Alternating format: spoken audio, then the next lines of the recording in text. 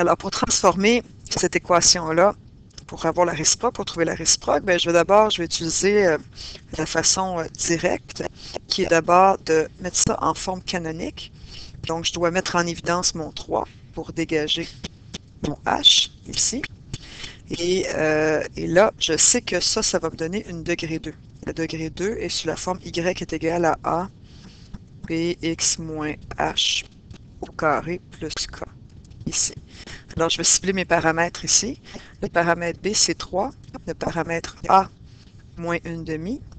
Le paramètre H, ici, c'est toujours x moins h, c'est le contraire, donc c'est moins 5. Puis le paramètre K, c'est 4.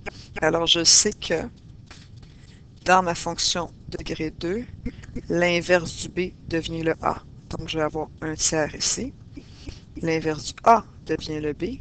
Donc, j'aurai, en théorie, moins 2.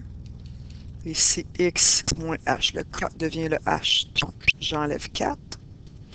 Et mon h qui était moins 5 devient le K. Donc, j'aurai moins 5 ici. Alors, je pourrais soit laisser ça comme ça ou simplifier parce que moins 2 au carré me donne 4. Et je pourrais avoir 4 tiers ici. X moins 4 au carré moins 5 est égal à y. Alors, si j'écris ça ici, ça va être y égale 4 tiers. X moins 4 au carré plus, pardon, moins 5 ici. Alors, qu'est-ce que je vois ici? J'ai pas une réciproque tout à fait, j'ai une branche de trop. Alors, mon image ici, l'image, pardon, ici, c'est 4 à moins l'infini parce que je vais toujours à partir de 4 soustraire. Donc, ça va être le même principe.